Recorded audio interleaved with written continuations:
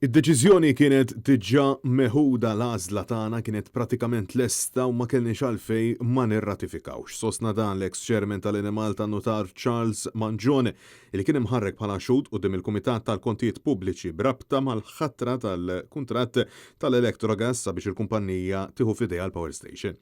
U insista li rratifika jew aħjar l-approvazzjoni formali ingħatat lil Electrogas għax il-bord hekk kien irrakkomandat illi jagħmel minn esperti wara preżentazzjoni dettaljata mill-Kap Eżekuttiv tal-Animal tal-Louis Ġordamajna. L-għażla tagħna ġiet fiha kompleti.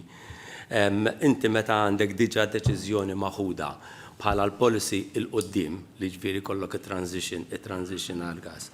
U the whole process tal-evaluation committee kif rappreżentat lilna li kien kollox korrett.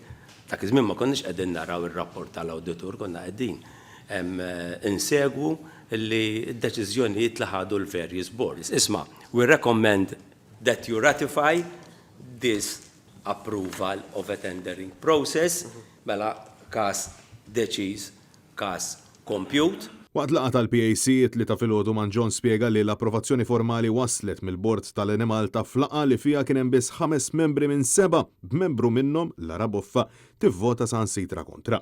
Brabta ma' dan il-vot Charles Mangione saħaq illi ma jiftakarx għaliex Boffa kienet ivvotat kontra u insista għal dan għandha twieġeb hi fix-xhieda tagħha quddiem il-PAC. Ta' filwaqt l-istqar li qabel ma approva formalment il-kuntratt il-bord ma kienx ra b'nemes ir-rapporti ta' evalwazzjoni u lanqas minn għamilhom għaliex fi kliemu ma rridx jivvizzja l-proċess għax ilu jaħdem ma' Thomas Group għal snin twal.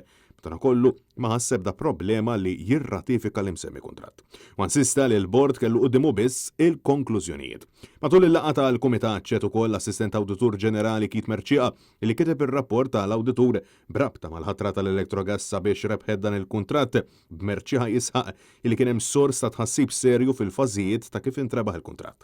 Dan għaliex sar magħruf li waqt it-tieni fażi ta' kjarifikazzjoni ġew introdotti affarijiet ġodda wara s-sejħa oriġinali, jiġifieri imbidlu l-kondizzjonijiet bil-gvern jispiċċa f'pożizzjoni għar ma' kulħadd.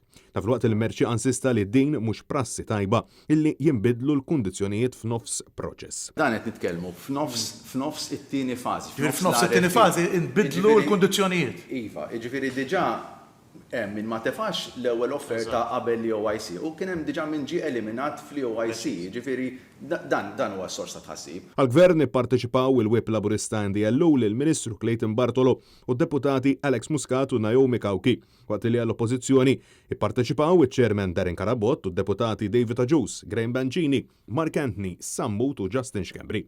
Ix-xhieda ta' Charles Mangione tinsab sospiża għas-seduta l-limis.